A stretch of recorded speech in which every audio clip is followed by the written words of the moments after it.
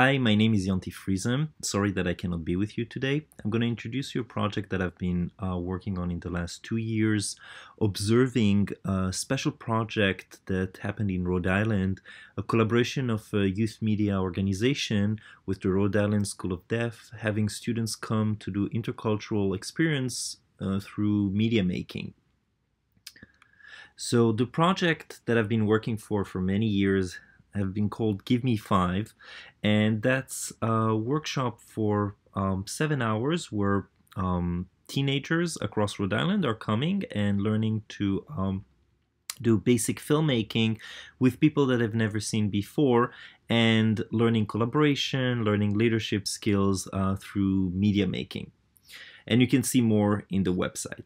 And 2 years ago, there was an initiative to add students from the Rhode Island School of Deaf to come and also learn filmmaking as part of the project.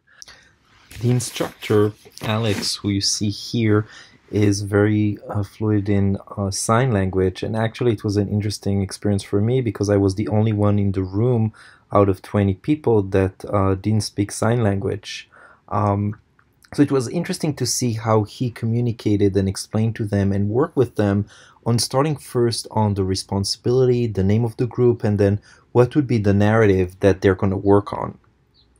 You can see here on the board the flow of the answers, and eventually they work with the mascot of their school, Rooster, and decided to work on a superhero movie to talk about the superhero strength of the deaf community. So as they worked, each one of them decided on a character, and they started to storyboarding their characters and what they're going to do, thinking about having each one of them wake up in the morning and going into like a meeting of everybody together in getting their power. As they were rehearsing and getting ready, Alex brought a lot of professional tools that he was thinking that it's having a greater kind of impact and engagement on the work. As you can see here, he even brought a drone, and they were really excited about it. And that was basically the ending scene that is showing how all of them together are coming into like a meeting, seeing from a drone and working again with a very sophisticated equipment. In the editing, each pair did their own version, and then they discuss on it, and it was really interesting to see the teenagers who never edited before learning how to edit in the room with other students they've never met that were hearing students. And then obviously the feedback was really amazing, as each one were giving feedback about their different video that they made.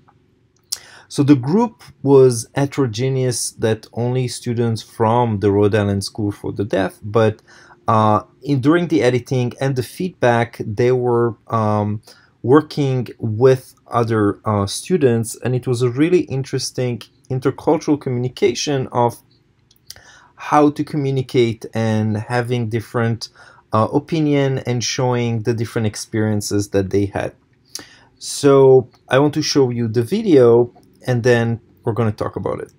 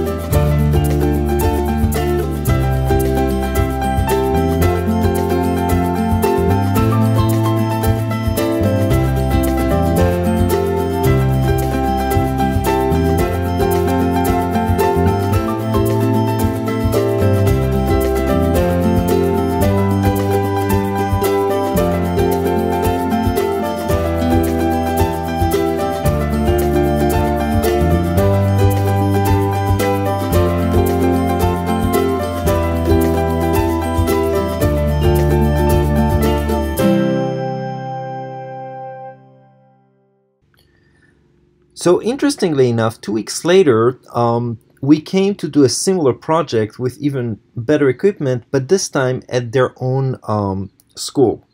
So you can see in the link here the actual video that was much more professional than the previous video.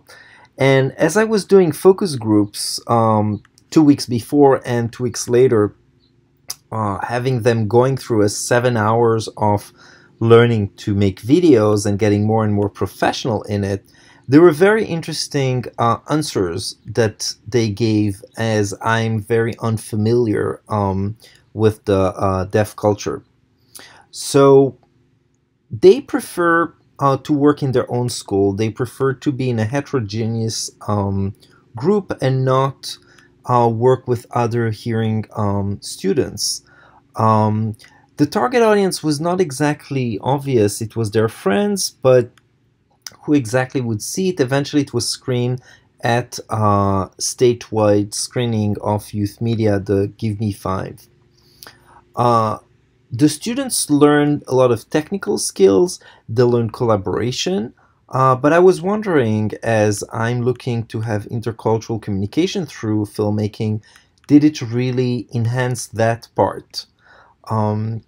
And I think that we need to think about ways that the process of filmmaking, because it's audiovisual, how do we support deaf culture in doing this kind of production, which seems very effective. And this year they've done even a better movie and even more professional, looking at gun violence.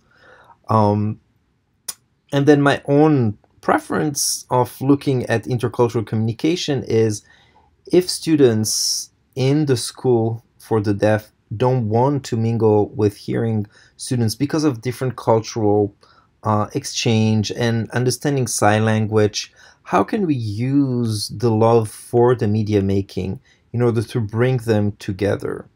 So that is my short kind of explanation for the research, and a very deep questions about the essence of media making as an intercultural place. Thank you.